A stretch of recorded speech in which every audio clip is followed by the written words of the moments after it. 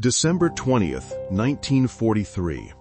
Over the gray English Channel, a B-17 called Lucky Strike is more whole than airplane, fighting its way home. One engine sputters and dies. Flak has shredded the tail. Landing gear is a mangled memory. Sparks shower the fuselage as it limps toward RAF Bassingbourn, creaking and coughing like a wounded animal. Men in the nose pray. The navigator stares up the horizon through a web of duct tape and blown plexiglass. Against every rule of physics and every probability, the bomber keeps flying. Nobody yet knows why it's still aloft. Nobody yet knows about the secret in her belly. One engine gone. The landing gear hangs in twisted metal. Hull pocked with shrapnel, oil and hydraulic lines spraying into the cold English sky. Radio antenna dangle like wounded limbs. It limps, shuddering, a flying wreck that should have broken apart. Yet, somehow, against every expectation, Lucky Strike keeps fighting its way home, a miracle of bent steel and stubborn men. It touches down at its English airbase in a shower of sparks, metal shrieking as the wounded bomber skids violently down the runway, flames licking a torn wing. Wheels spray gravel, instruments die one by one, and for a long, breathless moment, the crew simply waits. Then, against every reasonable expectation, the Flying Fortress lurches to a halt. A miracle! Commanding officers stared at the smoking hulks and shook their heads. Every chart, every calculation said that bomber should be at the bottom of the channel, not sitting in a shower of sparks on a battered runway. Reports landed on desks like riddles, cockpit gauges fried, engines leaking, hydraulic pressure gone, and still the crews walked away. It looked like luck. It felt like a miracle. But the men who actually worked on the planes knew better. Something unseen was keeping these wrecks alive. A clandestine fix tucked away inside the fuselage, quiet as a whisper, but powerful enough to bend fate itself. The B-17 Flying Fortress was supposed to be the war's guarantee. Big, armored, and almost mythically tough. Pilots trusted them with everything. Crews slept a little easier because a B-17 could take punishment and still bring men home. And yet, behind that legend hid a deadly, quiet betrayal. Aircraft that looked whole enough to fly, falling out of the sky from wounds that should have been survivable. Not every hit was a fireball. Often it was a tiny hole in the wrong place, a cable necked, a line that bled out slowly until systems failed and the plane became a coffin. It was a mystery that would haunt hangars and shape desperate solutions. At RAF Bassingbourn, the truth isn't a report on a desk. It's in the cold hangars, in the torn metal and smudged oil of planes that somehow crawled home. Mechanics lift panels and stare at the same ragged damage again and again, and the pattern stares back. Pilots tell the same stories over and over in hushed voices. Gauges that die, turrets that go dead, a bomber that goes from whole to crippled with a single lucky shot. It's not luck, it's a flaw, a quiet, brutal design fault that turns a few inches of shrapnel into a mission-ending catastrophe. When the brass and the mechanics are puzzling over why these fortresses keep coming apart in midair, a new figure walks into the hangar, Staff Sergeant Paul Zuk. He isn't the guy they expect. His aptitude scores were barely passable. No Ivy League, no engineering degree. He's a grease monkey, oil under his nails, instinct in his hands, a locker room charm that hides a hard, clear-eyed focus. That lack of pedigree makes other men underestimate him. But it also means he reads machines the way a street mechanic reads a car. Not as perfect drawings on paper, but as metal and blood and where things are most likely to break. Paul Zuk's real schooling didn't come from manuals or aptitude tests. It came from Depression-era garages where you fixed cars with wire, prayer, and stubborn hands. Nights under a single bulb, grease under his nails, trading hubcaps for a spare hose. You learned to jury-rig, to anticipate what would fail next. He learned to listen to metal, to read stress in a warped bracket the way others read blueprints. That sort of practical, desperate cleverness trained him to spot weak points before they turned lethal, to think in redundancies and workarounds, the exact mindset that would let him see the B-17's breaking points. Night after night, Zuk hunched over grease-smudged reports and hunks of metal, the hangar light throwing long shadows across torn journals and shredded wiring. He traced jagged holes on faded diagrams like a detective following blood trails. One commonality kept poking through the noise. Where shells punched, entire systems bled out. Rudder linkages fine, turrets dead. Fuel lines leaking, engines starving. It wasn't random bad luck. It was the same weak spots over and over, a silent killer hidden in the drawings. His hands trembled a little when he realized what the pattern meant. This wasn't survivable luck, it was a solvable design problem. Then, after poring over reports and scavenged wreckage, Zuk pins it down. The B-17's Achilles heel isn't a failing engine or a fragile wing, it's the centralized hydraulic system, the single nervous system that drives turrets, landing gear, and bomb doors.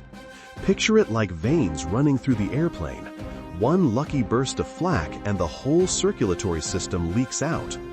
Lose that line, and you don't just lose a turret, you lose the ability to fight, to land, to drop your bombs, to get home. The pattern is ugly and unavoidable. Too many critical systems hinge on that one vulnerable hub. One piece of shrapnel in the wrong place, and the bomber doesn't just get hit, it dies slowly, all at once. A severed hydraulic line means turrets freeze, landing gear won't lock, flaps hang limp, controls grow heavy in a pilot's hands.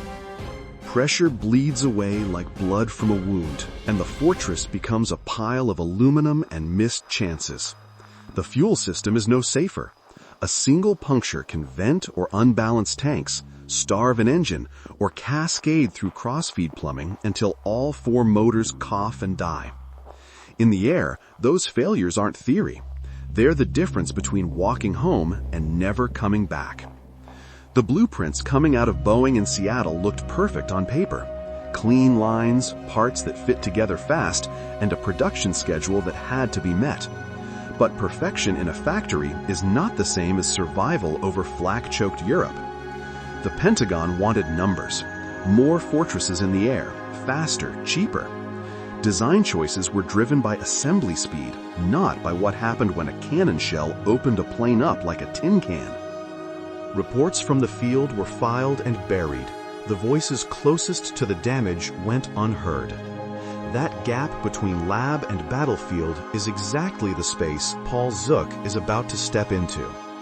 Under the hangar lights, with torn mission reports and dented panels spread out like evidence, Zuk reaches a clear, quiet truth. Surviving war isn't a roll of the dice. It isn't heroism alone. It's redundancy, backups, crosslinks, simple options when the main line goes dark. One hole shouldn't shut down a whole plane. One cannon blast shouldn't spell a crew's end. He thinks like a garage mechanic who's seen thousands of failures and learned that a second path can mean the difference between home and burial. That realization hardens into something dangerous and necessary. Survival can be designed. He can't wait. Not for memos, not for meetings, not for engineers comfortably distant from flak and fire. When men are dying in the air, patience becomes a crime. Zuk does the arithmetic in his head. The blueprints were drawn for production lines, not battlefields. The brass will move slowly. Every day they hesitate is another bomber that doesn't come home. He weighs the risk, court-martial, disgrace, prison, against the thing that actually matters.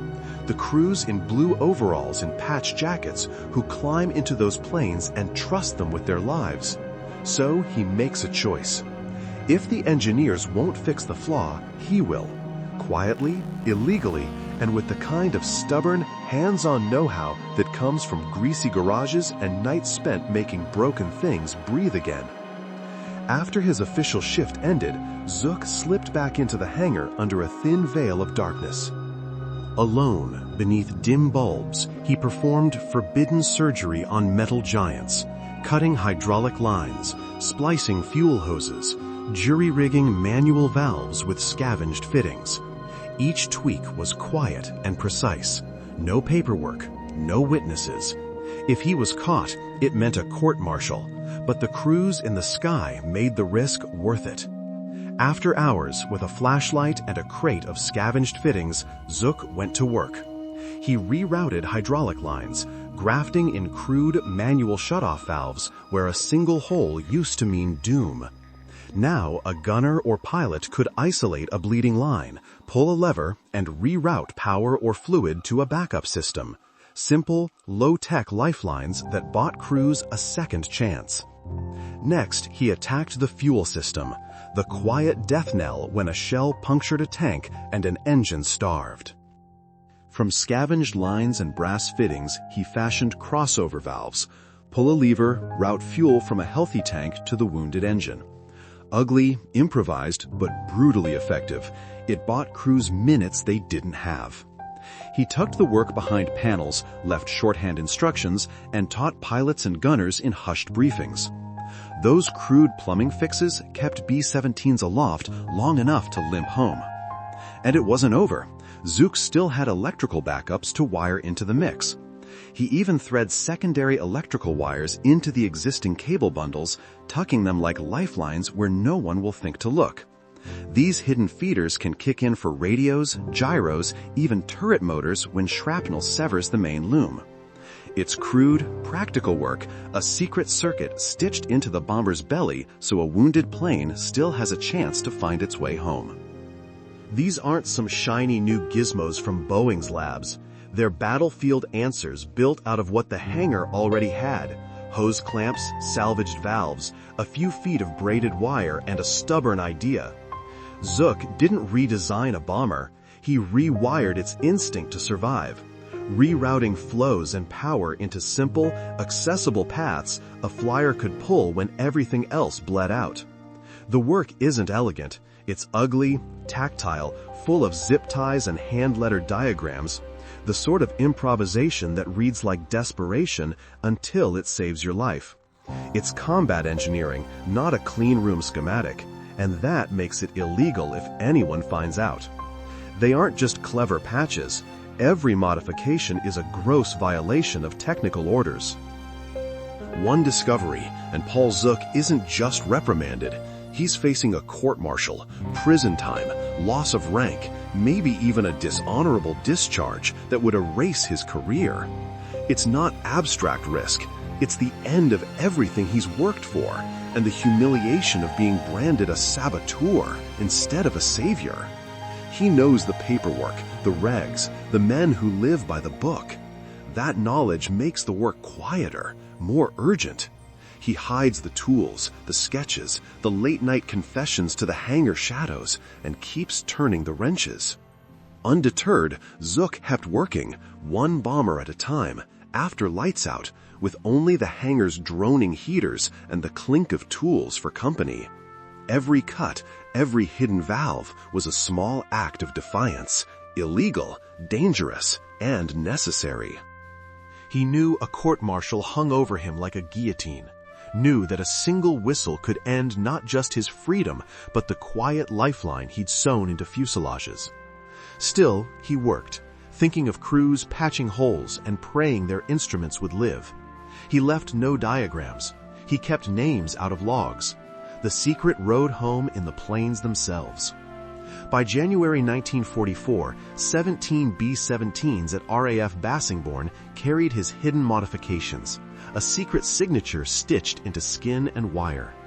They were small things: a crude shutoff valve tucked behind a bulkhead, a rerouted fuel crossover hidden in the belly, a spare run of electrical wire wrapped inside a cable bundle and painted over in factory gray. Mechanics noticed odd splices. Pilots noticed an odd set of handwritten instructions in the flight folder. But the work stayed buried in night shifts, grease on Zuk's hands, and silence in the logs. It was a quiet insurgency against design. The waiting game had begun. And then the impossible starts happening. Reports trickle in at first. one aircrew at a time, telling the same baffling story. A crippled B-17 that should have gone down, making it back with men alive and engines coughing but running. Word spreads through the mess halls and tool benches like a fever. Mechanics compare notes over coffee. Pilots swap after-action sketches and wonder aloud how a single shell hole didn't mean the end. Maintenance logs begin to show an odd pattern. The same planes, the same odd repairs. What was rumor hardens into evidence. Something hidden in those fuselages is working, and crews who should be dead are arriving home. It's February 8, 1944. Captain Ronald Fletcher picks his way through Devil's Daughter, a bomber that's been gutted and barely made it back, and the hangar smells of hot metal and fear. He runs gloved fingers over torn skin, blown rivets, scorched wiring, methodical, almost clinical, then pauses when something catches his eye. A neat, unfamiliar fitting tucked where no engineer would have drawn one. Tucked away behind a bulkhead, Fletcher finds it. A hydraulic bypass line, neat as a surgeon's stitch. It's clean, strangely deliberate. Fittings chamfered, clamps doubled, a hand-turned valve threaded where no valve belongs. It looks like something built to be hidden, not cataloged. It's expertly installed, but utterly alien to the tidy logic of Boeing drawings. This isn't a factory mod. This is field surgery. Someone rewrote the airplane from the inside. Fletcher runs his hand over the metal, and suddenly a thought lands. If this line can keep a crippled bomber breathing, then everything they thought they knew about survivability could be wrong. Fletcher follows the thread like a detective. Logbook after logbook, column after column of maintenance entries, hand-scrolled notes and grease-stained stamps. Every plane with that impossible bypass has the same quiet annotation, minor hydraulic reroute. At first, it looks like a pattern, then a map, then a single repeated signature that makes his stomach drop. Not an officer, not some high-ranking engineer, a staff sergeant. The same name keeps appearing, hangar after hangar, mission after mission. Staff Sergeant Paul Zuk. Fletcher pauses, fingers on the paper, as the discovery snaps into place. Someone has been rewriting the rules. They pull him into a windowless office, and the air changes. Wood-paneled, brass buttons, faces that have to look outraged because that's their job. Zuk walks in smelling of oil, sleeves rolled, hands that have fixed things other people called impossible. They lay out the accusations like verdicts. He doesn't flinch. He doesn't fib. He simply says, in a voice rough from late nights and winter air, that he altered 17 planes. No excuses. No bravado. Just the plain fact. Calm, almost boringly composed. For a moment, the room doesn't know how to respond to a man who treats a crisis like a mechanic treats a stubborn bolt. He tapped the stack of after-action reports like a prosecutor laying out evidence, flat, factual, impossible to argue with. The pages showed which crews had limped back, which planes had taken flak through the hydraulic lines and still landed under their own power. His planes were the ones returning, not once or twice, but again and again. 3 had come home in the last month alone, because the backup hydraulics Zuk had hidden and wired into the guts of the fortress had taken over when the primaries bled out. The room went quiet. Numbers don't lie, and here they were, a mechanic's scars written in ink, and lives that would otherwise have been lost. The discovery doesn't just rattle a hangar, it reverberates all the way to the top. Colonel Albertson, group commander, suddenly finds himself between 2 impossible choices. Enforce the rules and court-martial the man who broke them, or bend the book and admit that a grease-stained sergeant may have the answers the engineers missed. Careers, reputations, and the lives of air crews hang in the balance. Political pressure from above, fear of setting a precedent, and the raw, undeniable proof in those after-action reports crowd his desk. Every second counts. One decision here will ripple across the entire air war. The report lands on Colonel Albertson's desk like a grenade. Court-martial the sergeant, the safe, bureaucratic move, or listen to the grease-stained mechanic who might be keeping crews alive? It's not just procedure, it's his career, his command, the lives of men who trust him to choose wisely. He stares at the figures, the return rates, the wary faces in the hangar. Rules say punishment. Reality says investigation. He makes the harder call. He won't risk more lives to protect a chain of command. He orders a formal inquiry and hands it to Major Henry Watkins, a level-headed pragmatist, someone who will look at the work, not the rank. Colonel Albertson hands the problem off to Major Henry Watkins, a straight shooter, a pragmatist who doesn't argue theory when lives are on the line. Watkins walks the hangar like a jury, fingers on brass fittings, eyes on the crude bypass lines, ears on the creased maintenance logs and return reports. He asks the kind of questions that want answers, not excuses. Where did the line run? Who pulled the wire? Which crews came home? He doesn't see sabotage. He sees improvisation that might save men. Quietly, methodically, he begins a formal investigation, not to punish, but to find out if these hacks are the miracle they appear to be. Watkins's report lands like a bombshell, clinical, precise, and impossible to ignore. Zuk's guerrilla plumbing and jury-rigged crossovers don't just patch symptoms.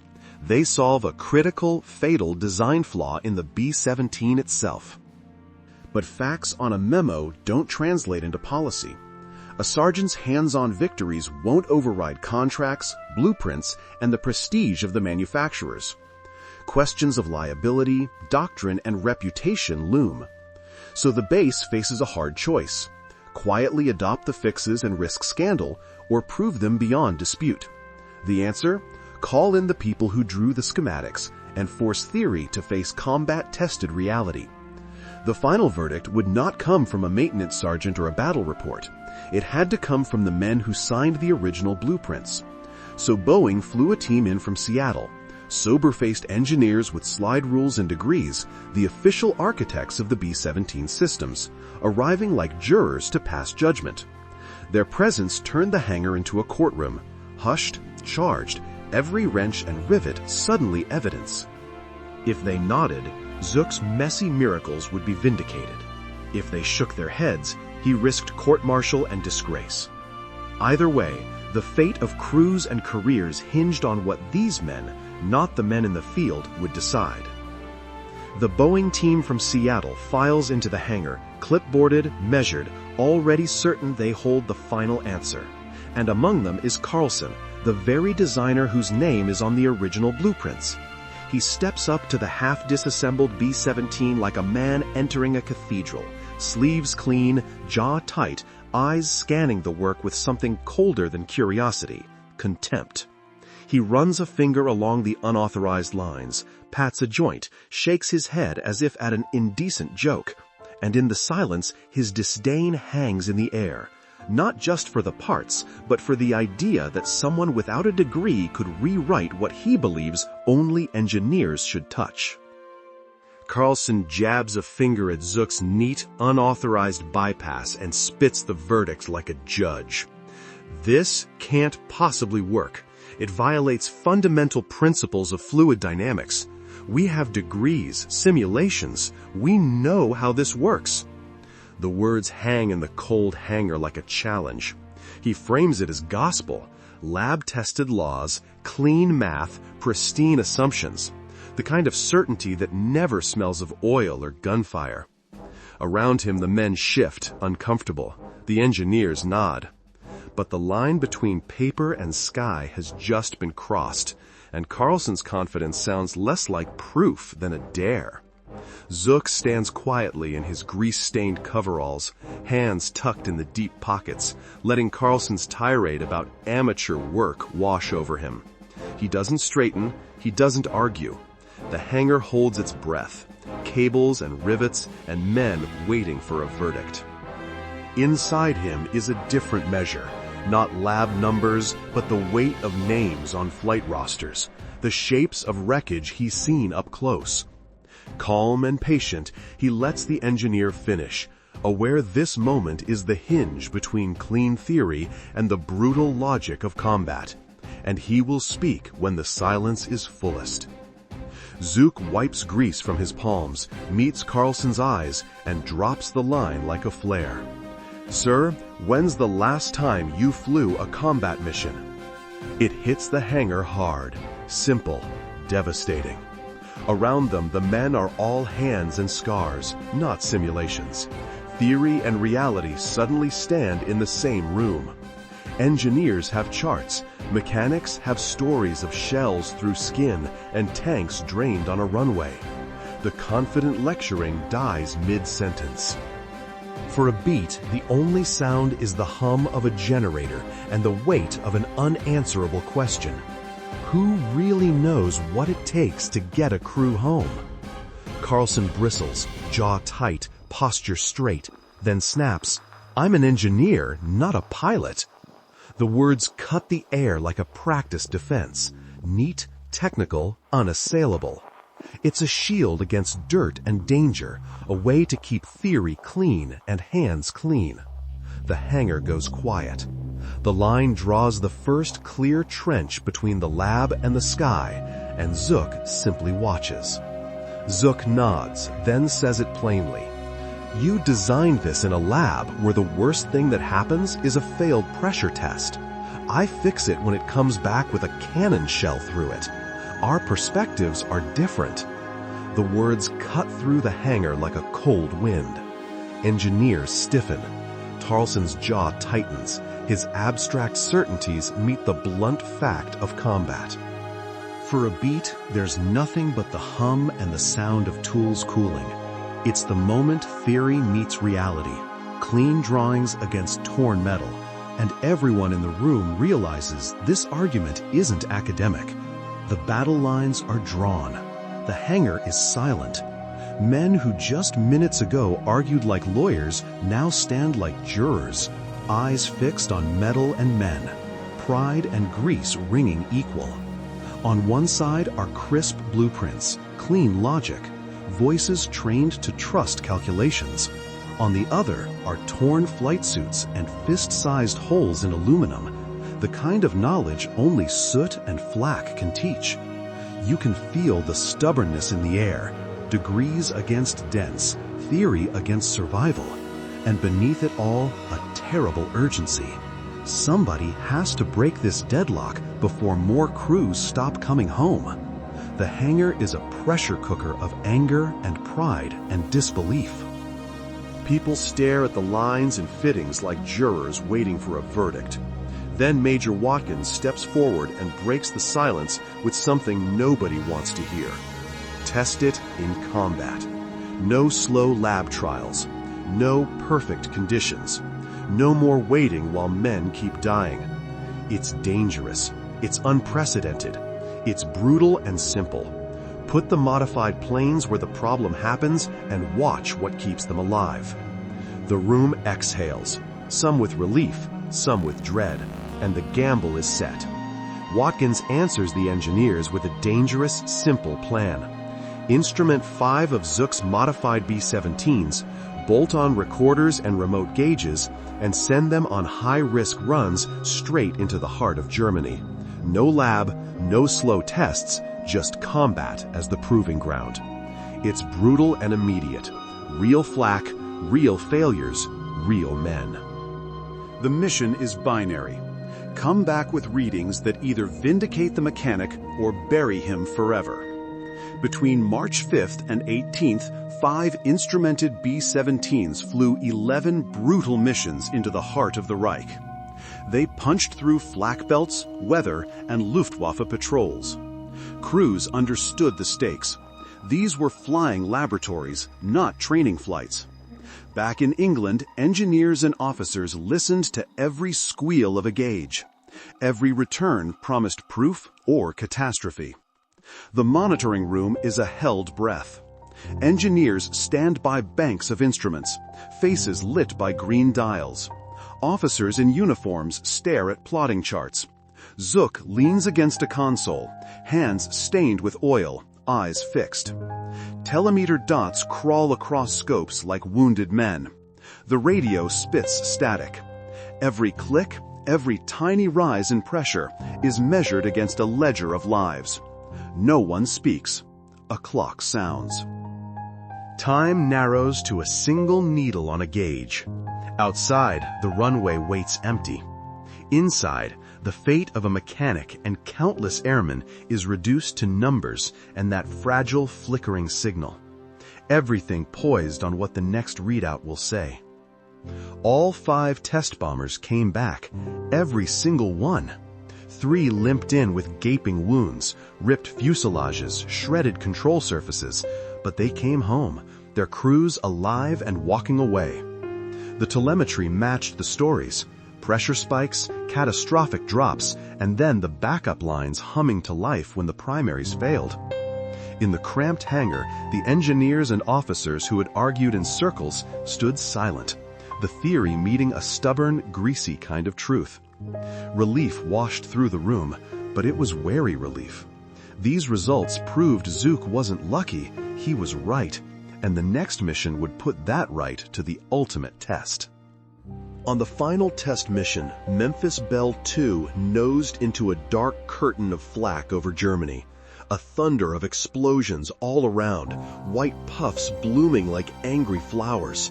Shells chewed at skin and metal. The cockpit jolted. Gauges rattled.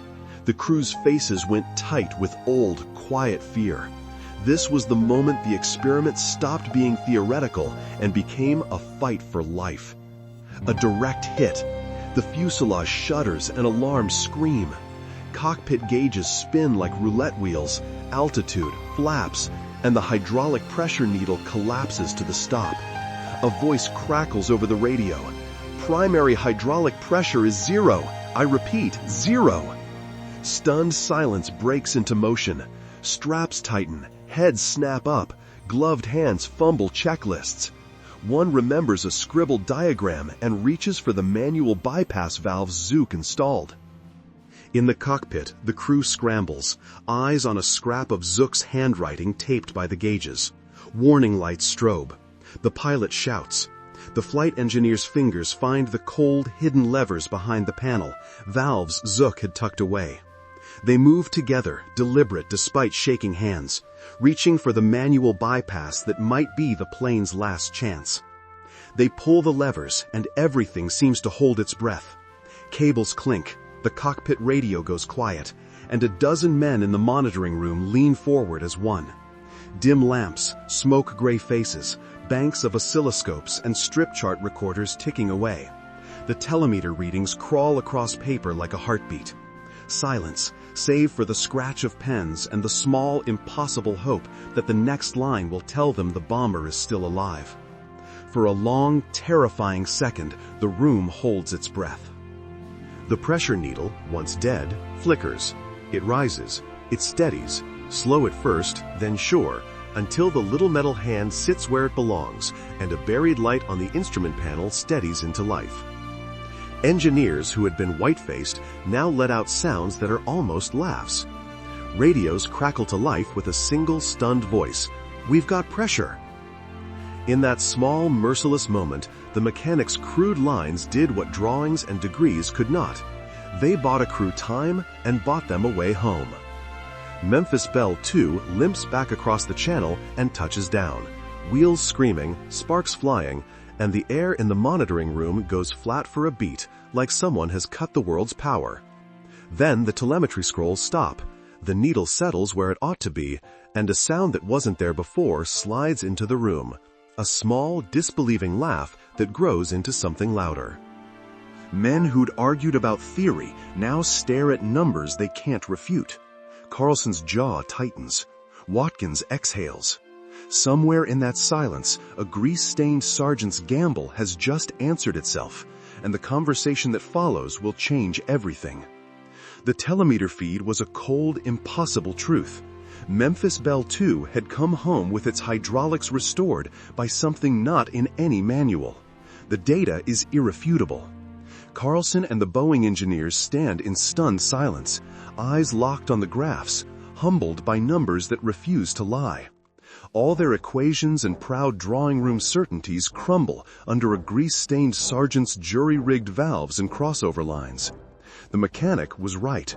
In that small seismic moment, the balance of expertise shifted. Lab theory met combat reality, and combat won. What followed would force even the most confident designers to pay attention. It wasn't elegant, and it wasn't neat. Zuk's fix didn't win on aerodynamic beauty or textbook efficiency. It won because it accepted the truth of combat.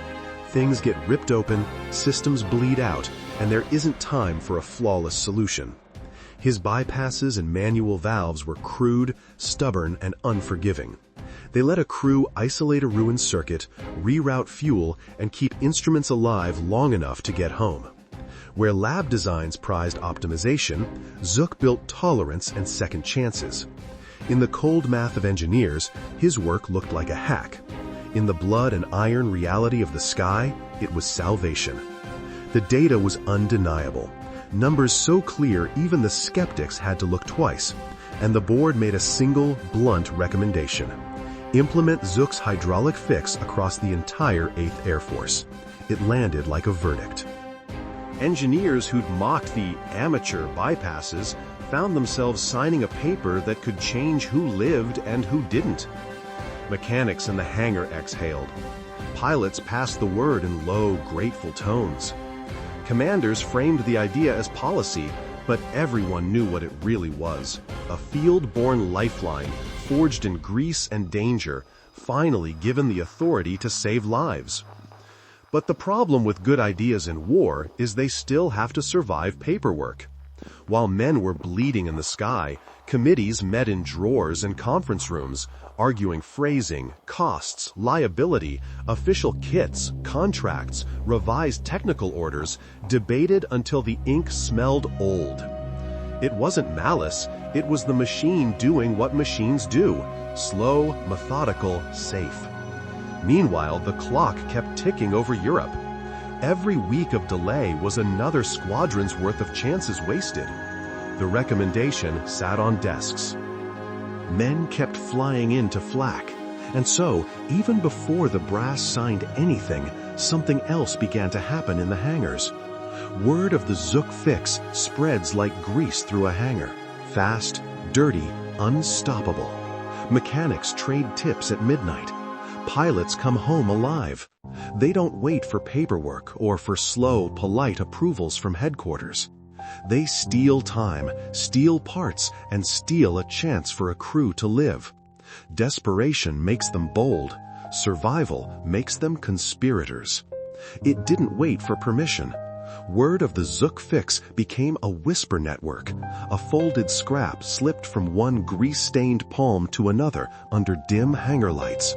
Crude diagrams, shorthand notes, tiny valves circled in shaky ink.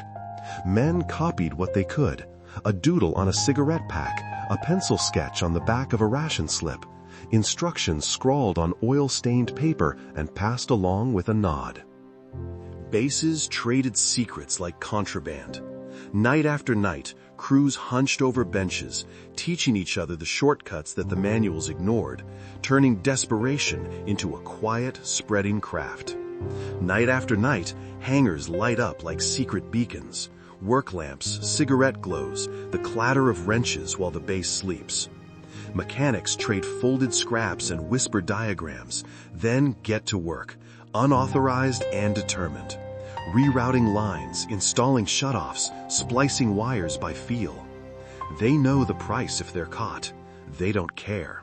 These quiet rebels are turning desperation into discipline, saving crews one covert modification at a time, while Zuk keeps tinkering at his bench.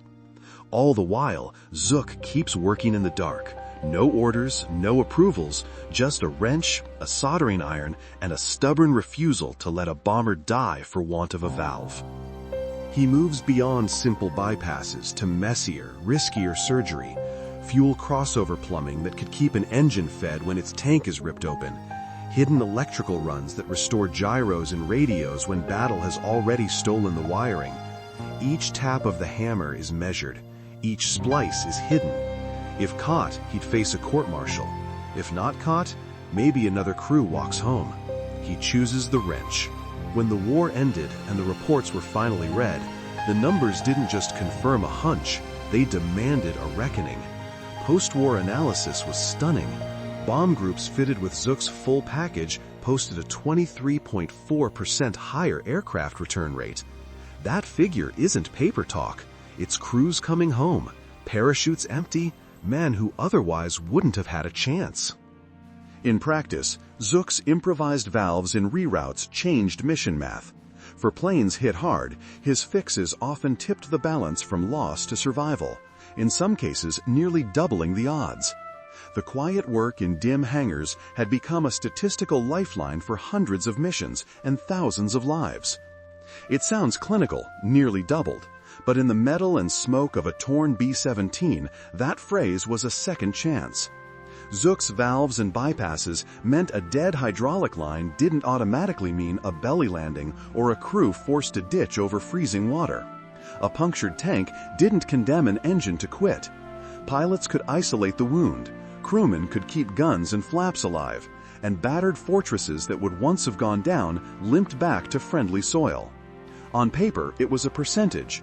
In the sky, it was time, control, and lives bought back inch by inch.